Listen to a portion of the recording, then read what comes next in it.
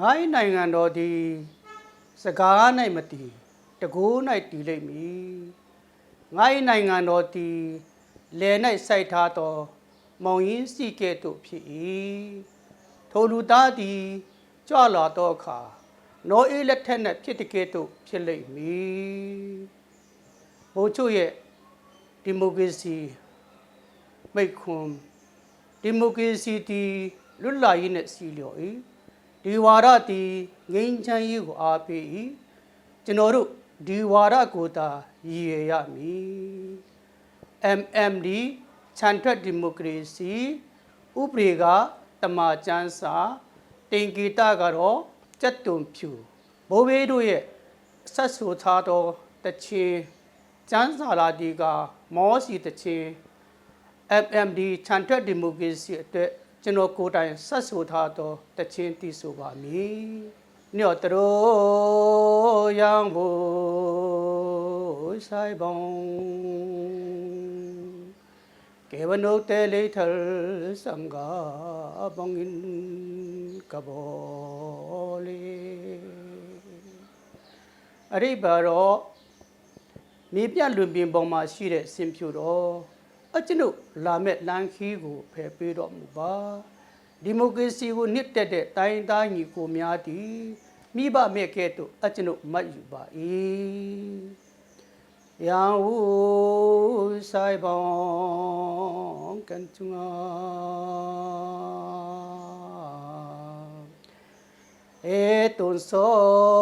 တွန်စော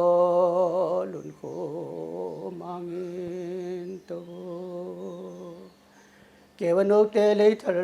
စံဃာဟိပုံငေအရိဘေရောမြေပြတ်လွန်ပြင်စင်ဖြူတော်ပုံမှာထာဝရအစဉ်မြဲထိုင်တော်မူပါဒီမိုကရေစီကိုနှစ်တက်တဲ့တိုင်းတိုင်းညီကိုများဟာမိဘမဲ့မဖြစ်ရဘူးကျွန်တော်အာရမ်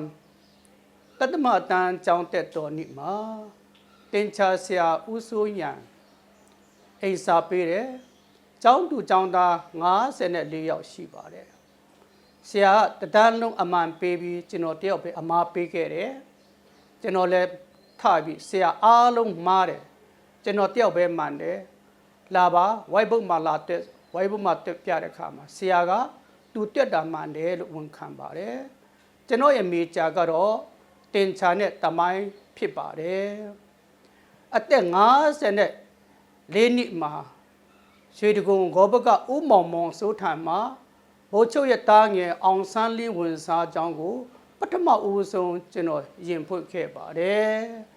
ခြံနံပါတ်54ဆိုရင်မြန်မာတနိုင်ငံလုံးရဲ့ဒီမိုကရေစီမျိုးစိခြံဖြစ်ပါတယ်ကျွန်တော်ရန်ကုန်ဆင်းဖို့ဆုံးဖြတ်ပြီးတဲ့နောက်မှာကျွန်တော်မှညီမ3ယောက်ရှိတယ်ညီမ3ယောက်အဲကိုရန်ကုန်ဆင်းပြီးအဲကိုလှုပ်ရှားတာနဲ့တပြိုင်နက်လူအများကအနစ်ကိုယူပြီးလို့ပြောကြလိမ့်မယ်လုံးဝစိတ်ဓာတ်မကျနဲ့အဲကိုအခုလုံမဲ့အရာကဘာနဲ့တူတယ်လဲဆိုရင်နော်အေးတင်မောတီဆောက်တာနဲ့အတူပဲနော်အေးလည်းတင်မောတီဆောက်တဲ့ကာလမှာလူအများကအယူလို့ပြောကြပါတယ်နော်အေးတင်မောတီဆောက်ပြီးရောဖရာတခင်ကဒီကဘာကြီးအပြစ်ကိုရေအားဖြင့်ဆေးကြောတဲ့အခါမှာနော်အေးနဲ့တွေ့မိသားစုသားလေးကဲတင်ချင်းရခဲ့တယ်နော်အေးကရေခမ်းချောက်မချောက်ကိုပထမဦးဆုံးကြီးအားလွတ်လိုက်ပါတယ်ကြီးအားကအကောင်တွေကိုစားပြီးပြောမွေ့ပြီးတခစ်စီကိုပြန်မလာတော့ဘူးနော်အေးကထပ်ပြီးဂျုံညက်ကိုလွတ်လိုက်တယ်ဂျုံညက်ကပြန်လာတယ်နောက်ထပ်9ရက်နေ့မှာဂျုံညက်ကိုပြန်လွတ်တဲ့အခါမှာဂျုံညက်ကတန်လွန်ခက်ကိုတည်လာပြီးတခစ်စီကိုပြန်လာပါတယ်ခဏကဘာကြီးရဲ့ငိမ့်ချမ်းရေးတင်ဂီတာဟာဂျုံညက်တန်လွန်ခက်အဓိပ္ပာယ်တော့တခင်ပေါ်မှာတစ္ဆာရှိရှိဒီအမှုရာကိုကြည့်တဲ့အခါမှာကြီးအားဟာဒေါ်အောင်ဆန်းစုကြည်ဖြစ်ပါတယ်ဂျုံညက်ကတော့ကျွန်တော်အဒမ်ဟမ်မောင်ဖြစ်ပါတယ်ဒေါ်အောင်ဆန်းစုကြည်အားနည်းချက်9ချက်1သူဟာခရစ်ယာန်ဘာသာမှာဒေါက်တာဘွဲ့ရပြီး2019ခုနှစ်ဖေဖော်ဝါရီလ19ရက်နေ့မှာချင်းပြည်နယ်တနင်္ဂနွေနေ့သူ့ရဲ့ခရီးစဉ်တွားခဲ့ပါတယ်19ရက်နေ့ကျွန်တော်ချက်ချင်းအိမ်မက်ခဲ့တယ် သူကငင်းချမ်းကြီးအကြောင်းဟောတဲ့ခါမှာသူ့ရဲ့ပြိတ္တကအားလုံးသိရှိပြီးသားပါနောက်မှကျွန်တော်ရက်နေပြီးငင်းချမ်းကြီးအကြောင်းဟောလဲဟောပြီးရောစပွဲပေါ်မှာတင်ထားတဲ့ဘီစတိုကိုယူပြီးကျွန်တော်လက်ထဲမှာလာအပ်ပါတယ်။အော်အမိမြန်မာနိုင်ငံရောငင်းချမ်းကြီးတည်လဲကျွန်တော်လက်ထဲမှာအပ်လိုက်ပြီ။အတိတ်ကတော့ဖျားတခင်ကတနည်းငွေနဲ့ချင်းပြည်နယ်တွားရချင်းဟာအမျက်တော်ထက်ပြီးသူ့ရဲ့ဖုံးတကူကိုရုပ်သိမ်းလိုက်တာဖြစ်ကြောင်းကိုလည်းထပ်လောင်းပြီးအတိပေးခြင်းပါတယ်။ဗမာလူမျိုးရဲ့စကားပုံမှာအသွားမတော်တလန်းအစားမတော်တလုံးနံပါတ်1ကတော့အင်္ဂလန်သားကိုလက်ထပ်ခြင်းအင်္ဂလန်သားကိုလက်ထပ်ခြင်းဟာဖခင်မျက်နာကိုလုံးဝမထောက်ဘူးလို့ကျွန်တော်တို့ခံယူလို့ရပါတယ်အင်္ဂလန်သားကိုလက်ထပ်ခြင်းအဖြစ်ကျွန်တော်အပါအမိမြန်မာနိုင်ငံသူအားလုံးကသူ့အပေါ်မှာ90%တာပဲယုံကြည်ခြင်းရှိပါတယ်ကျွန်တော်တို့ကူကီလူမျိုးရဲ့ယဉ်ကျေးမှုအရအင်္ဂလန်သားကိုလက်ထပ်ပြီးတဲ့နောက်ပိုင်းမှာသူဟာအင်္ဂလန်သူမဖြစ်သွားပြီးဧည့်သည်ဖြစ်တဲ့အတွက်ကြောင့်ဧည့်သည်ဟာဧည့်သည်ပါပဲနံပါတ်3ဒေါ်အောင်ဆန်းစုကြည်အလုတ်ကိုင်းနိုင်ငံရေးသမားသူရဲ့အထုပ်ပတ္တိဤစာကြောင်းကိုကျွန်တော်ဖတ်မိတဲ့နေ့ကျွန်တော်အများကြီးစဉ်းစားခဲ့တယ်လုံးဝနားမလည်နိုင်တော့ဘူးနောက်ဆုံးကျွန်တော်တို့ဗမာတွေကဗမာစကားကိုနားမလည်ဘူးလားလို့ကျွန်တော်အဲ့လောက်ထိတော့ခံယူလာခဲ့တယ်အတိတ်ပဲတနိုင်ငံလုံးမျောလင့်ထားသလိုတကဘာလုံးအတိကဒီမိုကရေစီကောင်းဆောင်ဖြစ်တယ်တိုးတော့သူ့ရဲ့အလုတ်ကိုင်းနိုင်ငံရေးသမားဆိုတာနှုတ်တရားစာတလုံးဗမာစကားပုံမှာတော့နိုင်ငံရေးသမားဆိုတဲ့အဓိပ္ပာယ်ကတော့ဖခင်ဘိုးချုပ်လွတ်လပ်ရတာကိုအတိမမပြုဘူးဆိုတဲ့အ내အဓိပ္ပာယ်ဖြစ်ပါတယ်အကယ်လို့ဖခင်ဘိုးချုပ်လွတ်လပ်ရတာကိုအတိမပြုတ်ခဲ့ဘူးဆိုရင်ကျွန်တော်ငယ်စဉ်ဘဝကနေညက်ပြဝဒနာပါပါတယ်အသက်14နှစ်အရွယ်မှာတမနဲ့ညက်အကောင်36ကောင်အများဆုံးကျွန်တော်ရပူးခဲ့ပါတယ်ကျွန်တော်ရဲ့ဦးကြီးကပူးတို့ခပေါကမောင်ကျပူဖနေလုံးနဲ့ဘာသာအဓိပ္ပာယ်တော့မောင်ကျပူဆိုတာတော့ကျွန်တော်အမျက်တနိုးခေါ်တဲ့အရာဖြစ်တယ်အတောင်ပံမရှိခဲ့တော့ညက်မတ်တလားလို့ကျွန်တော်ကိုဂုဏ်ယူပြီးစကားပြောတာဖြစ်ပါတယ်ဘိုးချုပ်လွတ်လပ်ရေးရတာအတိမမပြုတ်ခဲ့ဘူးဆိုရင်ကျွန်တော်ကိုယ်တိုင်လည်းလက်နဲ့ကင်မှာဖြစ်ပါတယ်ကျွန်တော်အတိမပြုတ်တဲ့အတွက်ကြောင့်အုတ်ချုပ်ရေးကိုတာပဲအဓိကဦးတီလာကျောင်းကိုလည်းထပ်လောင်းပြီးအတိပေးခြင်းပါတယ်နံပါတ်4စစ်သားများနဲ့အာဏာလုရှင်ပြိုင်ခြင်းကျွန်တော်တို့ဗမာလူမျိုးတွေကအုတ်ချုပ်ရေးနဲ့ကာကွယ်ရေးဟာခဏိအထိကျွန်တော်တို့မပိုင်းခြားနိုင်ဘူးလားလို့ကျွန်တော်တော်လေးနားမလည်နိုင်တော့ပါဘူးခလေးစကားအရာပြောမယ်ဆိုရင်အရက်ဘူးဟာအုတ်ချုပ်ရေးဖြစ်တယ်စစ်သားဆိုတာကာကွယ်ရေးဖြစ်ပါတယ်ခဏိအရက်ဝတ်ဖြစ်တဲ့အရာဖြစ်ဒီအုတ်ချုပ်ရေးပိုင်းမှာအခုလိုကျွန်တော် MMD ချန်ထက်ဒီမိုကရေစီဥပဒေကဘိုးချုပ်မိန့်မာတော်မူတဲ့အတိုင်းတမာချမ်းစာအကဲလို့ဒေါ်အောင်ဆန်းစုကြည်ကအမေရိကန်ဒီမိုကရေစီတဲ့အိန္ဒိယဒီမိုကရေစီတဲ့ကျွန်တော်တို့မြန်မာနိုင်ငံရဲ့ချန်ထက်ဒီမိုကရေစီတာဥဆောင်လာမယ်ဆိုရင်ဒီစစ်သားတွေနဲ့လုံးဝအာဏာပြိုင်ခြင်းအကြောင်းလည်းမရှိခဲ့ပါဘူးအကြောင်းပြည်သူတဘောထားမှာပြပပစေယအစိုးမြင်ဝါဒစန့်ကျင်စားဆိုတဲ့စာကြောင်းလေးထွက်လာတာဖြစ်ပါတယ်နံပါတ်5အဲကိုဦးအောင်ဆန်းဦးနဲ့အမွေကိစ္စတရားရင်ဆိုင်ခြင်းဒီကိစ္စမှာသူ့ကိုငင်းချိုင်းနိုဘယ်ဆုရှင်ပေးတဲ့လူတွေကပြန်စဉ်းစားရင်အများကြီးနောင်တရမယ်လို့ကျွန်တော်ခံယူထားပါတယ်။ဘာဖြစ်လို့လဲဆိုရင်ဒီအဲကိုတယောက်ထဲနဲ့မငင်းချမ်းနိုင်တဲ့လူဒီအမွေကိစ္စလောဘတရားကရှိတဲ့ရင်ဆိုင်ရတဲ့တတိဆိုတာလုံးဝငင်းချိုင်း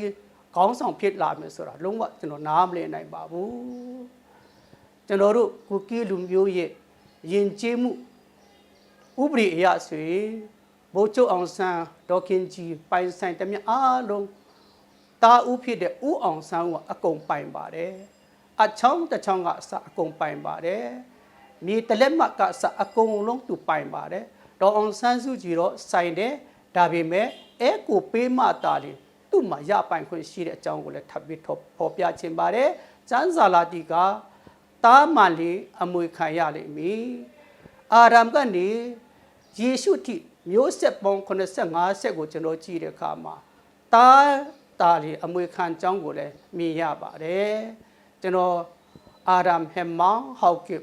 နိုင်ငံတော်တိုင်ပင်ခံအာဒမ်ဟမ်မာဟောက်ကစ်ကျွန်တော်ဥဆောင်လာတဲ့အချိန်မှာအမိမြန်မာနိုင်ငံရဲ့ထာဝရငြိမ်းချမ်းရေးကိုအရင်ဆုံးဥဆောင်သွားမှာဖြစ်ပဲလက်တွေ့အကောင့်ထဲပေါ်သွားမှာဖြစ်တယ်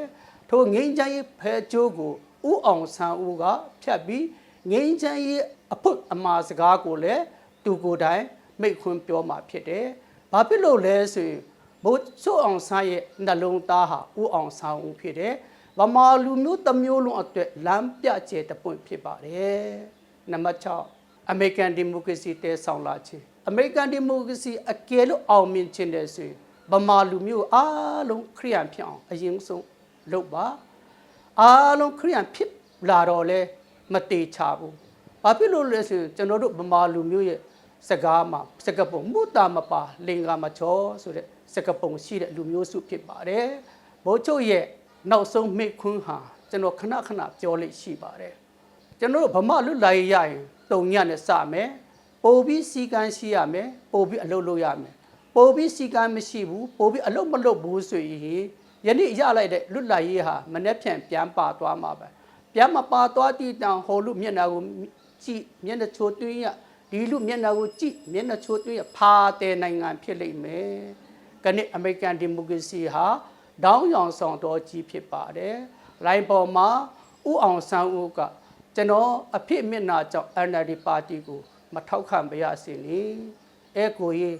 ကြီးဟာကြီးပါပဲ။နောက်ဆုံးအချက်ကျွန်တော်တို့ကုကီလူမျိုးမှာကော်လက်ဖဲ့ဖို့အမေအတိတ်ဘယ်ကကောဆိုတဲ့အတိတ်ဘယ်ကတော့ပစိုးဝတ်တဲ့အမျိုးပစိုးဝတ်တဲ့ဗမာလူမျိုးထဲမှာမတေမချမယီမယာရှိတယ်ဒေါ်ဆန်းစုကြည်တယ်လာတော့ဒီမိုကရေစီကောင်းဆောင်အလုတ်ကိုင်းနိုင်ငံရေးတမထိုင်ခုံကတော့အင်္ဂလန်ဘယင်မရဲ့ထိုင်ခုံတမရအဖြစ်ချင်တယ်တော်စုတယ်လာတဲ့ NLD ပါတီကဥပဒေကမရှိတင်ဂီတကတော့ကျက်တူနီဖြစ်ပါတယ်ကျက်တူနီဟာအကယ်လို့အလဲမှာဦးချောင်းတစ်ချောင်းပဲရှိတယ်အဲ့ဒီဦးချောင်းကတည်ပြီးပုတ်သွားပြီးအားလုံးကတည်သွားတာဖြစ်တယ်ခဏသူတဲဆောင်လာတဲ့အရာကိုကြည့်ချင်းအားဖြင့်အမိမြန်မာနိုင်ငံအားလုံးဟာပလက်လာနေတဲ့အကြောင်းကိုလည်းမြင်ရပါတယ်တရုတ်စကားပုံမှာလွယ်လွယ်နဲ့ဆုံးဖြတ်တတ်ရာလွယ်လွယ်နဲ့ဖြတ်သိမ်းတယ်ကျန်းစာလာကြီးကဖြောက်မှတ်တော့သူမရှိတယောက်မရှိကျွန်တော်ဖခင်ဘိုးချုပ်ကိုဘလောက်ထိချစ်တယ်လဲဆိုယနေ့အထိစနေနေ့တိုင်းပဲနံပြစားတယ်ဒီစက်ကြောလာတစ်ခုလုံးကိုဖန်ဆင်းတော်မူတဲ့ခမဲတော်ထာဝရဘုရားသခင်ကလည်းဖခင်ဘိုးချုပ်ရဲ့ဝိညာဉ်ကိုဘလောက်ထိချစ်တယ်လဲဆိုတာကိုတက်တည်အားဖြင့်ငါသားဒီနိုင်ငံနဲ့တည်တော်သူအများထဲမှာတိအဖရဲ့ဝိညာဉ်ကိုတိအတန့်ရှင်းဆုံးအသွေးအဖြစ်ကဲရမယ်အမိန်တော်ရှိတည်တဲ့အကျွန်ုပ်ပြုပါ၏ပညာတရားဒီခတ်သိမ်းသောအရာတို့ကိုကုံစင်မတအသွေးအဖြစ်အသွေးမသွန်းလောင်းပဲအပြစ်လွတ်ခြင်းမရှိယနေ့အသက်83နှစ်မှာဘိုးချုပ်ကခရစ်တော်နဲ့အိပ်ပျော်သွားပါပြီယနေ့ဘိုးချုပ်မတည်တော့ဘူးကောင်းကင်နိုင်ငံဆွေးပြီးတော့မှကျွန်တော်တို့ကိုစောင့်မျှော်နေခဲ့အကြောင်းကိုလည်းထပ်လောင်းပြီးအတိပေးခြင်းပါတယ်ဘိုးချုပ်အတွက်ကျွန်တော်ရွေးချယ်ထားတဲ့ကြံပိုက်သူ့ရဲ့ကိုယ်ခန္ဓာပေါ်မှာကြည်စံ73တော့အသက်30နှစ်မာကုအခန်းကြီး73အငယ်30နှစ်မှာထိုအချိန်နာရီတီကောင်းကင်တမန်လည်းမသိတားတော်လည်းမသိခမဲတော်တပါးဒီတာလည်းတည်တော်မူ၏ဘိုးချုပ်ကအမိမြန်မာနိုင်ငံကိုငတ်တန်းခမဲတော်အင်ုကပတ်တော်တမန်ကျမ်းစာတိုင်းစီရင်လိုက်ပါဟုမိမာတော်မူသည့်အတိုင်းခရိယန်ဘာသာဝင်များအားလုံးလက်ထဲမှာဘိုးချုပ်အနန္တကြောင့်ကိုလည်းထပ်လောင်းပြီးအတိပေးခြင်းပါတယ်ထိုကျမ်းစာရှိသမျှတို့သည်ဖျားသခင်မှုတ်သွင်းတော်မူခြင်းအဖြစ်ဖြစ်၏ဒေါ်အောင်ဆန်းစုကြည်ရဲ့လမ်းခီးဟာဥထိတ်ထားရတဲ့သူ့ရဲ့ပြူဟာကတော့လောကပြူဟာဖြစ်ပါတယ်ပန်းတိုင်ကတော့နိုင်ငံရေးသမားဖြစ်တယ်ကျွန်တော်အဒမ်ဟမ်မာကျွန်တော်ရဲ့ပြူဟာကြတော့ဖျားသခင်ရဲ့ပြူဟာဖြစ်တယ်ပန်းတိုင်ကတော့နိုင်ငံတော်တည်ထောင်ခြင်းဖြစ်ပါတယ်ငါတို့ဒီကောင်းကင်တမန်ကိုတရားစီရင်ရမည်ကိုမသိကြလောတို့ဖြစ်၍ လောကီအမှုတို့ကိုစီရင်ထိုက်တယ်မဟုတ်လော